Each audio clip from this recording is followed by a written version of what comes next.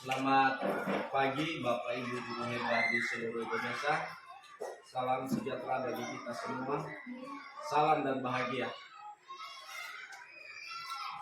Dalam kesempatan kali ini berjumpa lagi dengan saya Anwar Zaluku, Unit Kerja SD Negeri 076688 Hiligawuni, Kecamatan Alasa, Kabupaten Nias Utara. Dalam kesempatan kali ini saya akan melakukan wawancara kepada kepala sekolah saya mengenai dengan praktek pengambilan keputusan berbasis nilai-nilai kebajikan. Baik Ibu, selamat pagi Ibu. Selamat pagi. Boleh meminta waktunya sebentar Ibu? Baik, terima kasih. Kalau tidak keberatan Ibu, saya akan melakukan wawancara terkait dengan praktik pengambilan keputusan berbasis nilai-nilai kebajikan. Lalu mungkin nanti ada beberapa pertanyaan yang akan saya ajukan. Baik, terima kasih. Di sini saya akan melakukan wawancara dengan Ibu Kepala Sekolah saya, Ibu Lediani Zembua SPD. Nah, baik Ibu, tentunya di setiap unit kerja tentu pasti akan terjadi yang namanya sebuah kasus atau masalah yang saling bersinggungan. Nah, mungkin apakah di sekolah kita pernah terjadi hal yang demikian Ibu terkait dengan kasus dilema etika pendidikan moral? Baik Pak Umar, terima kasih kesempatan yang sudah diberikan kepada saya. Yang namanya di sebuah unit kerja pasti akan muncul sebuah masalah, baik itu dari pihak guru, masyarakat maupun dari orang tua. Baik Ibu, tentu selama ini bagaimana cara Ibu mengidentifikasi kasus-kasus yang merupakan dilema etika dan bujukan moral? Yang pertama, kita harus bisa membedakan apa itu dilema etika dan bujukan moral. Dilema etika itu adalah benar lawan benar, yang artinya yang maksudnya di mana situasi yang terjadi ketika seseorang harus memilih antara dua pilihan, di mana kedua pilihan secara moral benar tetapi bertentangan. Kedua, bujukan moral yang artinya benar lawan salah, di mana situasi yang terjadi ketika seseorang harus membuat keputusan antara benar dan salah. Pertanyaan berikutnya Ibu, selama ini bagaimana Ibu menjalankan pengambilan sebuah keputusan di sekolah ini, terutama untuk kasus-kasus yang mana ada dua kepentingan yang sama, benar atau sama-sama mengandung nilai kebajikan? Baik, sebagai pemimpin di sebuah unit kerja, dalam mengambil sebuah keputusan hendaknya memperhatikan segala aspek, baik itu dari segi kebermanfaatan serta merefleksikan nilai-nilai yang dijunjung tinggi oleh sekolah tersebut, sehingga bisa dijadikan rujukan atau teladan bagi seluruh warga sekolah. Hal ini sejalan dengan semboyan Pratatriloka in Narsosum Tulodo, yang artinya sebagai seorang pemimpin harus mampu memberikan keteladanan yang baik itu kepada Bapak Ibu guru maupun kepada warga sekolah dalam menerapkan nilai-nilai kebajikan berbasis dilema etika. Lalu langkah-langkah atau prosedur seperti apa yang biasa Ibu lakukan selama ini dalam pengambilan keputusan terhadap kasus dilema etika ini? Dalam pengambilan keputusan sebagai pemimpin yang bijaksana yang tepat, pertama, pengambilan keputusan berbasis etika sesuai visi misi berpihak kepada murid, budaya positif serta nilai-nilai yang dianggap penting dalam sebuah institusi, sehingga prinsip-prinsip dasar yang menjadi acuan akan jelas, yang mewujudkan lingkungan yang positif, kondusif, aman, dan nyaman, sehingga tercipta profil pelajar Pancasila dengan memetakan 4 paradigma dilema etika, yaitu individu lawan masyarakat, rasa keadilan lawan rasa kasihan, kebenaran lawan kesetiaan, dan jangka pendek lawan jangka panjang. Pengambilan keputusan juga berpegang pada 3 prinsip pengambilan keputusan, yaitu prinsip berbasis hasil akhir, prinsip berbasis peraturan, dan prinsip berbasis rasa peduli. Ibu, dari 4 paradigma dilema etika ini dan 3 prinsip pengambilan keputusan, apa saja yang selama ini Ibu anggap lebih efektif di dalam pengambilan keputusan pada kasus-kasus dilema etika ini, Ibu? Menurut saya yang paling efektif yaitu memadukan antara prinsip pengambilan keputusan dengan 9 langkah pengambilan keputusan. 9 langkah keputusan tersebut antara lain: pertama, mengenali nilai-nilai yang saling bertentangan; kedua, menentukan siapa saja yang terlibat; dan ketiga, mengumpulkan fakta-fakta yang relevan; keempat, pengujian benar atau salah yang di dalamnya terdapat uji legal, uji regulasi, uji intuisi, uji halaman depan koran, uji keputusan panutan atau idola. Berikutnya, pengajuan paradigma benar lawan benar. Berikutnya, prinsip pengambilan keputusan.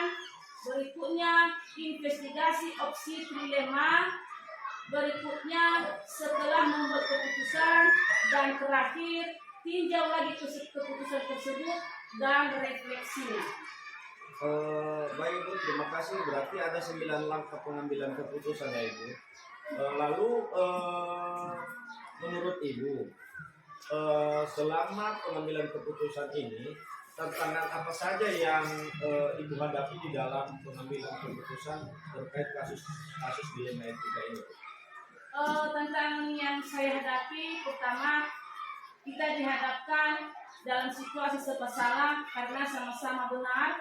Tentunya ini akan sulit bagi kita apabila kita memutuskannya jika kita tidak jeli dalam menilainya dari berbagai aspek. Yang ada malah keputusan tersebut akan membuat kita merasa bersalah dan tidak bisa tidur. Tantangan yang kedua adalah keadilan lawan rasa kasihan. Artinya kita diperhadapkan salah satu tantangan ya, susah untuk menentukan ya. Artinya timbul rasa bersalah karena dari hasilnya kita menerapkan keputusan peraturan yang ada, tetapi bertentangan juga dengan rasa kasihan kita kepada siswa ya. Nah, lalu Ibu, pertanyaan berikutnya, apakah Ibu memiliki sebuah tata kala atau jadwal tertentu dalam sebuah masalah atau kasus dilema etika? Apakah langsung Ibu menyelesaikannya di tempat atau memiliki sebuah jadwal untuk menyelesaikannya? Atau bentuk prosedur seperti apa sih yang selama ini Ibu jalankan di sekolah kita ini? Dalam menyelesaikan sebuah masalah atau kasus tentu butuh waktu dan proses yang tidak boleh kita tutup dengan cepat.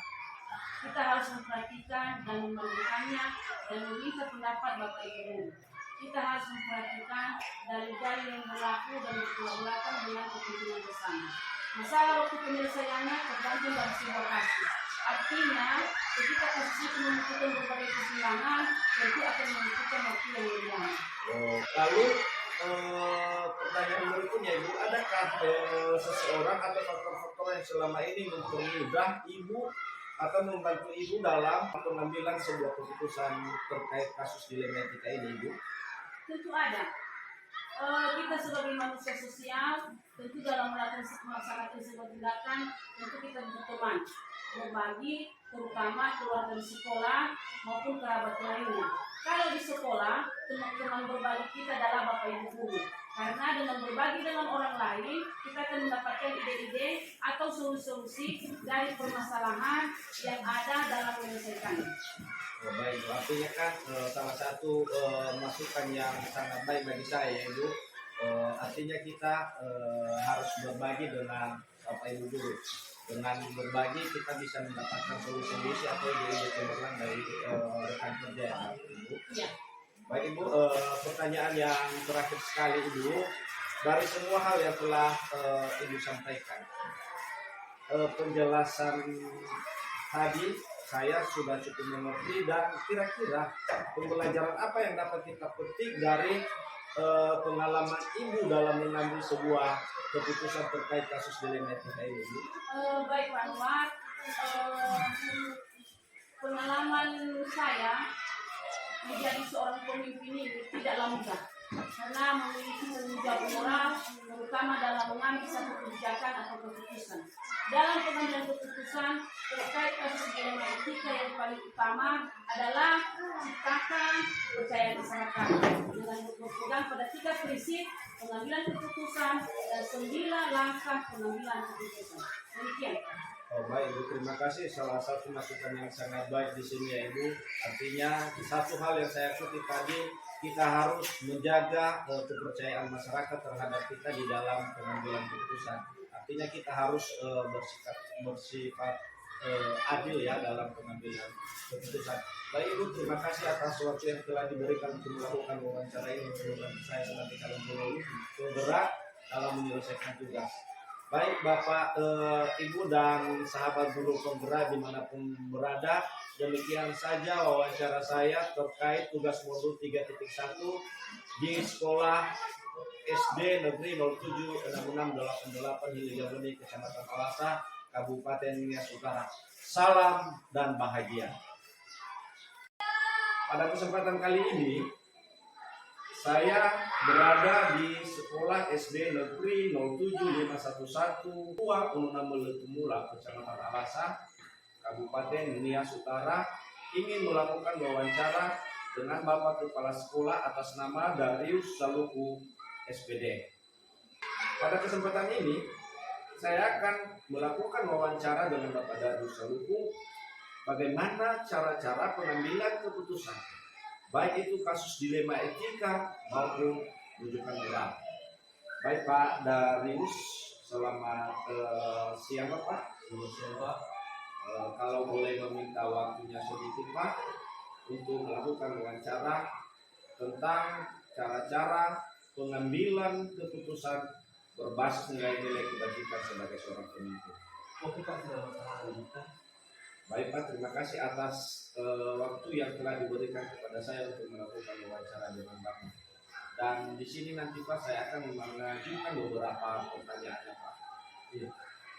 Baik Pak, Kepala Sekolah dalam menjalankan tugas sehari-hari tentu saja kita akan diperhadapkan dengan beberapa kasus.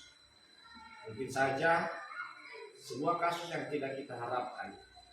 Kalau boleh saya tahu Pak, pernahkah di sekolah Bapak terjadi sebuah masalah atau kasus yang berhubungan dengan dilema etika dan rujukan moral? Baik Pak Anwar, yang namanya di sebuah kultur pasti akan muncul sebuah masalah, baik itu dari yang masyarakat maupun dari siswa. Artinya ya Pak ya, di setiap unit kerja itu pasti akan menghadapi satu kasus ya. Benar. Baik Pak.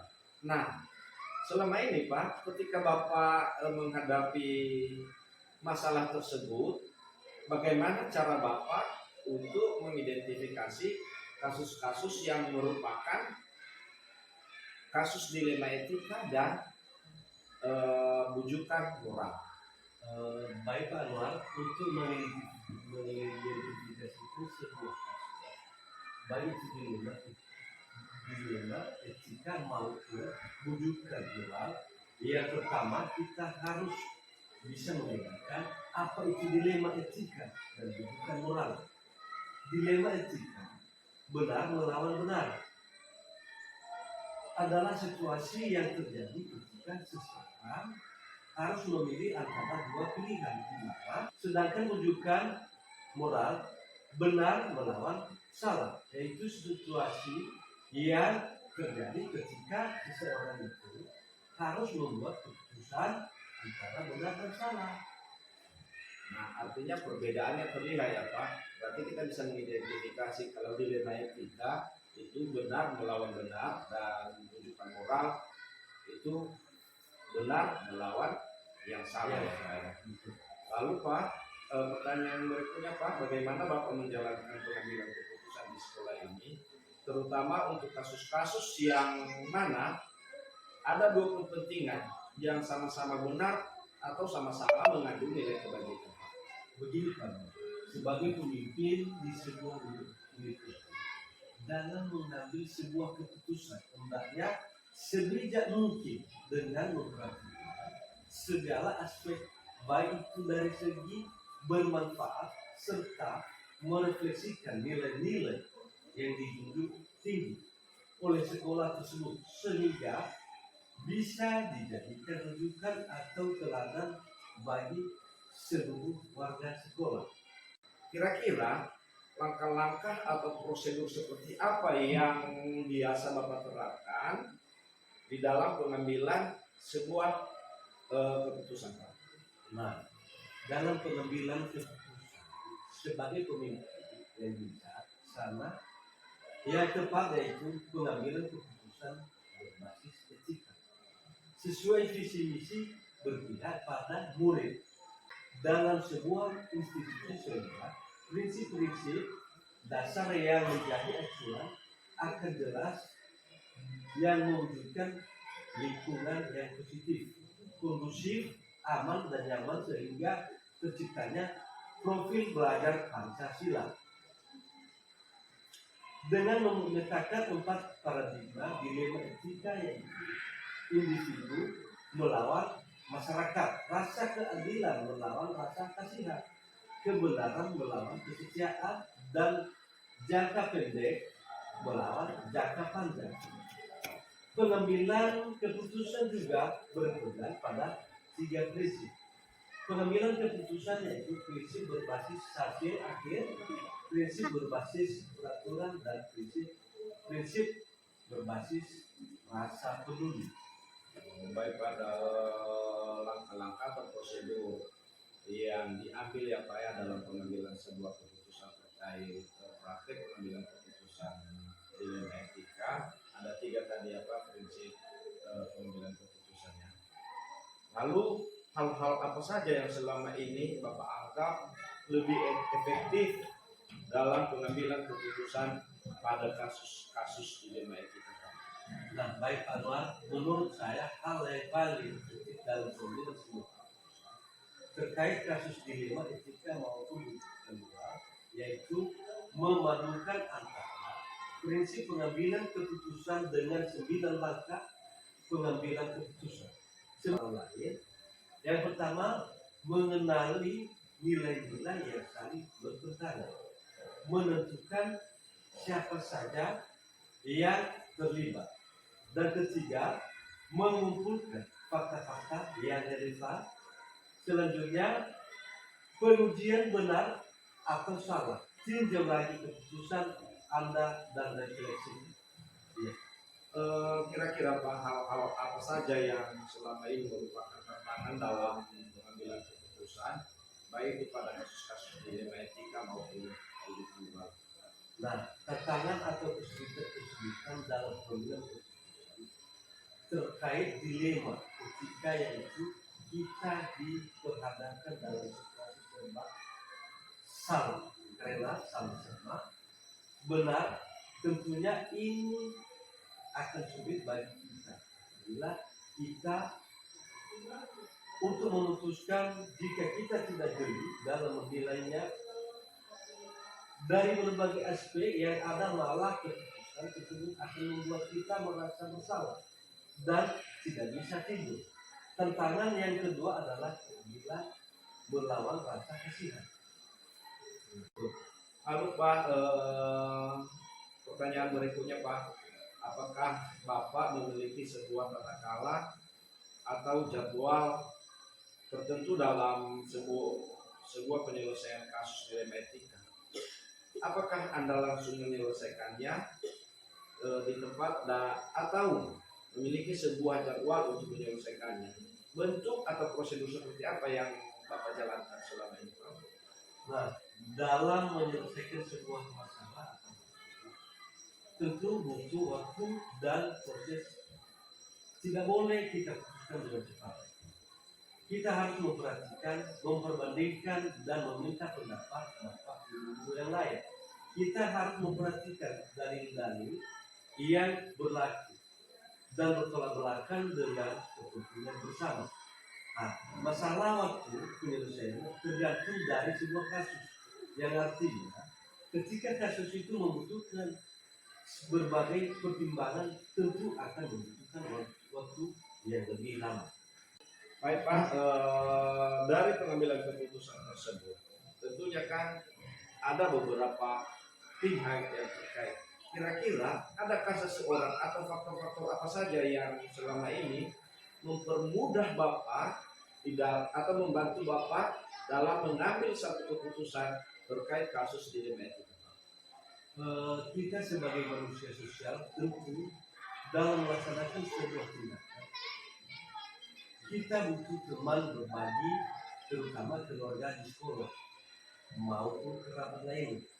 Kalau di sekolah teman berbagi kita adalah bapak ibu, karena dengan berbagi dengan orang lain kita akan mendapatkan ide atau solusi dari permasalahan yang ada dan dapat menyelesaikannya.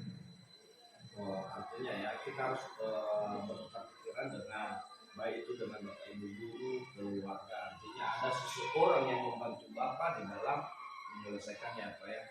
Ya bagus, itu salah satu hal yang baik juga Pak, karena dengan berbagi dengan orang lain kita pasti akan mendapatkan ide-ide yang bagus ya Pak ya.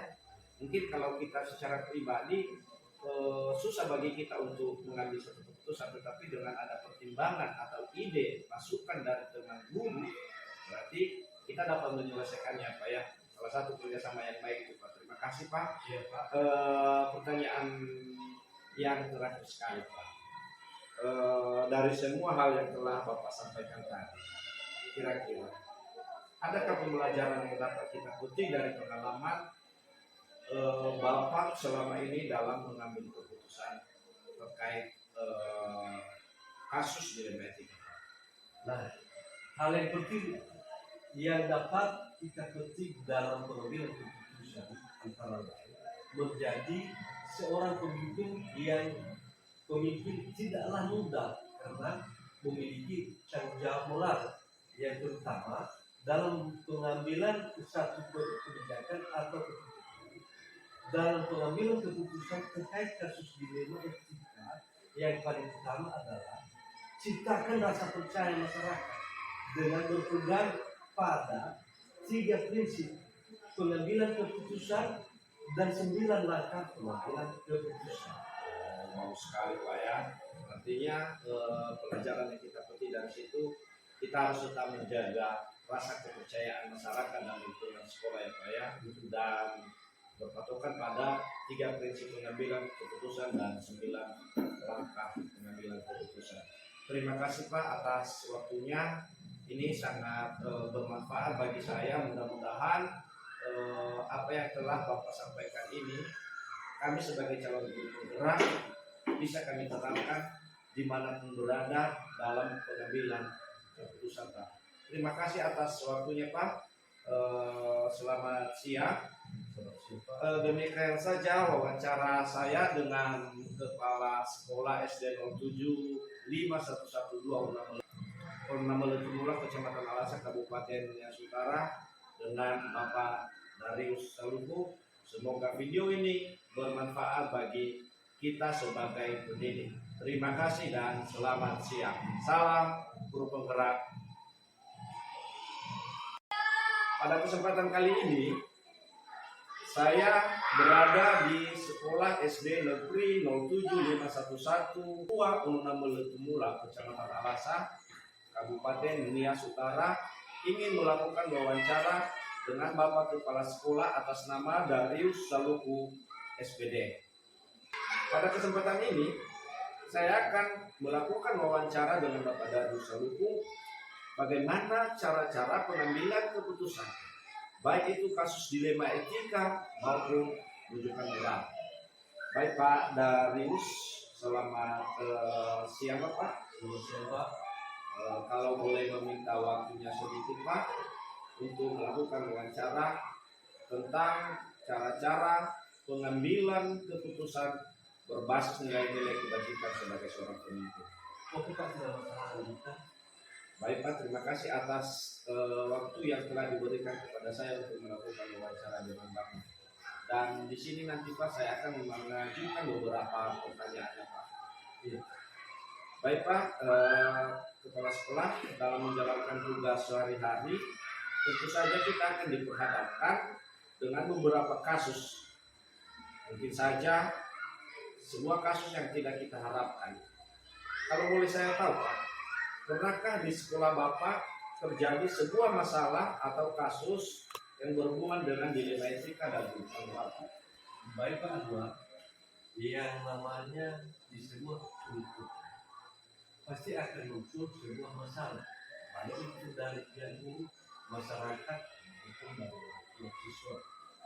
Artinya ya Pak ya, di setiap unit kerja itu pasti akan menghadapi satu kasus ya. Benar. Baik Pak.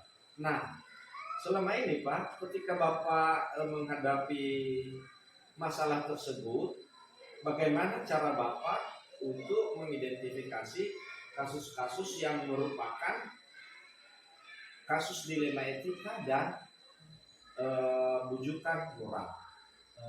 Baik Pak Anwar, untuk mengidentifikasi sebuah kasus, baik itu dilema etika maupun bujukan moral, yang pertama kita harus bisa membedakan apa itu dilema etika dan bujukan moral. Dilema etika, benar melawan benar, adalah situasi yang terjadi ketika seseorang harus memilih antara dua pilihan, sedangkan bujukan moral benar melawan salah, yaitu situasi yang terjadi ketika seseorang itu harus membuat keputusan antara benar dan salah. Nah, artinya perbedaannya terlihat ya Pak. Berarti kita bisa mengidentifikasi kalau dilema etika itu benar melawan benar dan bujukan moral itu benar melawan yang salah ya Pak. Lalu Pak, pertanyaan berikutnya Pak, bagaimana Bapak menjalankan pengambilan keputusan di sekolah ini, terutama untuk kasus-kasus yang mana ada dua kepentingan yang sama-sama benar atau sama-sama mengandung nilai kebaikan? Begini Pak, sebagai pemimpin di sebuah unit dalam mengambil sebuah keputusan, hendaknya sebijak mungkin dengan memperhatikan segala aspek, baik itu dari segi bermanfaat serta merefleksikan nilai-nilai yang dijunjung tinggi oleh sekolah tersebut, sehingga bisa dijadikan rujukan atau teladan bagi seluruh warga sekolah. Kira-kira langkah-langkah atau prosedur seperti apa yang biasa Bapak terapkan di dalam pengambilan sebuah keputusan Pak? Nah, dalam pengambilan keputusan sebagai pemimpin yang bijaksana, yang tepat yaitu pengambilan keputusan berbasis etika, sesuai visi misi berpihak pada murid. Dalam sebuah institusi sosial, prinsip-prinsip dasar yang menjadi acuan akan jelas yang mewujudkan lingkungan yang positif, kondusif, aman dan nyaman, sehingga terciptanya profil belajar Pancasila. Dengan memetakan 4 paradigma dilema etika, yaitu individu melawan masyarakat, rasa keadilan melawan rasa kasihan, kebenaran melawan kesetiaan, dan jangka pendek melawan jangka panjang. Pengambilan keputusan juga berpegang pada 3 prinsip. Pengambilan keputusan yaitu prinsip berbasis hasil akhir, prinsip berbasis peraturan, dan prinsip berbasis rasa peduli. Baik pada langkah-langkah atau prosedur yang diambil ya Pak ya dalam pengambilan sebuah keputusan terkait praktek pengambilan keputusan dilema etika, ada 3 tadi apa prinsip pengambilan keputusannya. Lalu hal-hal apa saja yang selama ini Bapak anggap lebih efektif dalam pengambilan keputusan pada kasus-kasus dilema etika? Nah, baik Anwar, menurut saya hal yang paling penting dalam pengambilan sebuah keputusan terkait kasus dilema etika maupun kedua, yaitu memadukan antara prinsip pengambilan keputusan dengan 9 langkah pengambilan keputusan. Sebagai lain, yang pertama mengenali nilai-nilai yang saling bertentangan, menentukan siapa saja yang terlibat, dan ketiga mengumpulkan fakta-fakta yang relevan. Selanjutnya pengujian benar atau salah, tinjau lagi keputusan Anda dan refleksi. Ya. Kira-kira Pak, hal-hal apa saja yang selama ini merupakan tantangan dalam pengambilan keputusan, baik itu pada kasus-kasus dilema etika maupun individual? Nah, tantangan atau kesulitan dalam pengambilan keputusan terkait dilema etika, yaitu kita diperhadapkan dalam situasi serba salah, rela sama-sama benar. Tentunya ini akan sulit bagi kita bila kita untuk memutuskan, jika kita tidak jeli dalam menilainya dari berbagai aspek yang ada, malah keputusan tersebut akan membuat kita merasa bersalah dan tidak bisa tidur. Tantangan yang kedua adalah bila melawan rasa kasihan. Lalu Pak, pertanyaan berikutnya Pak, apakah Bapak memiliki sebuah tata kelola atau jadwal tertentu dalam sebuah penyelesaian kasus dilema etika?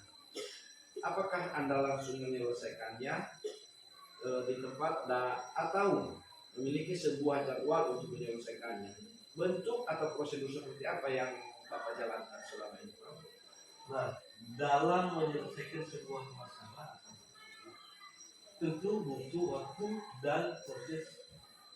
Tidak boleh kita putuskan dengan cepat.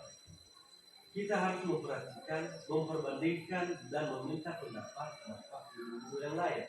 Kita harus memperhatikan dalil-dalil yang berlaku dan bertolak belakang dengan kepentingan bersama. Nah, masalah waktu penyelesaiannya tergantung dari sebuah kasus, yang artinya ketika kasus itu membutuhkan berbagai pertimbangan, tentu akan membutuhkan waktu yang lebih lama. Baik Pak, dari pengambilan keputusan tersebut, tentunya kan ada beberapa pihak yang terkait. Kira-kira adakah seseorang atau faktor-faktor apa saja yang selama ini mempermudah Bapak atau membantu Bapak dalam mengambil satu keputusan terkait kasus dilema etika? Kita sebagai manusia sosial tentu dalam melaksanakan sebuah tindakan kita butuh teman berbagi, terutama keluarga di sekolah maupun kerabat lain. Kalau di sekolah, teman berbagi kita adalah bapak ibu, karena dengan berbagi dengan orang lain kita akan mendapatkan ide atau solusi dari permasalahan yang ada dan dapat menyelesaikannya. Artinya ya kita harus bertukar pikiran dengan baik itu dengan bapak ibu guru, keluarga. Artinya ada seseorang yang membantu Bapak di dalam menyelesaikannya, Pak ya. Ya, bagus, itu salah satu hal yang baik itu Bapak, karena dengan berbagi dengan orang lain kita pasti akan mendapatkan ide-ide yang bagus ya Pak ya. Mungkin kalau kita secara pribadi susah bagi kita untuk mengambil satu keputusan, tetapi dengan ada pertimbangan atau ide masukan dari teman guru, berarti kita dapat menyelesaikannya Pak ya. Salah satu kerjasama yang baik itu Pak. Terima kasih Pak. Ya, Pak. Pertanyaan yang terakhir sekali Pak. Dari semua hal yang telah Bapak sampaikan tadi, kira-kira adakah pembelajaran yang dapat kita petik dari pengalaman Bapak selama ini dalam mengambil keputusan terkait kasus dilema etika? Nah, hal yang penting yang dapat kita petik dalam pengambilan keputusan antara lain menjadi seorang pemimpin tidaklah mudah, karena memiliki tanggung jawab moral yang terutama dalam pengambilan satu kebijakan atau keputusan, dalam pengambilan keputusan terkait kasus dilema etika, yang paling utama adalah ciptakan rasa percaya masyarakat dengan berpegang pada 3 prinsip pengambilan keputusan dan 9 langkah pengambilan keputusan. Mau sekali Pak ya. Artinya pelajaran yang kita petik dari situ, kita harus tetap menjaga rasa kepercayaan masyarakat dan lingkungan sekolah ya Pak ya, dan berpatokan pada 3 prinsip pengambilan keputusan dan 9 langkah pengambilan keputusan. Terima kasih Pak atas waktunya. Ini sangat bermanfaat bagi saya. Mudah-mudahan apa yang telah Bapak sampaikan ini, kami sebagai calon guru penggerak bisa kami terapkan dimanapun berada dalam pengambilan keputusan Pak. Terima kasih atas waktunya Pak. Selamat siang. Demikian saja wawancara saya dengan Kepala Sekolah SD 07 5112 Letumula, Kecamatan Alasa, Kabupaten Nias Utara, dengan Bapak Darius Saluku. Semoga video ini bermanfaat bagi kita sebagai pendidik. Terima kasih dan selamat siang. Salam guru penggerak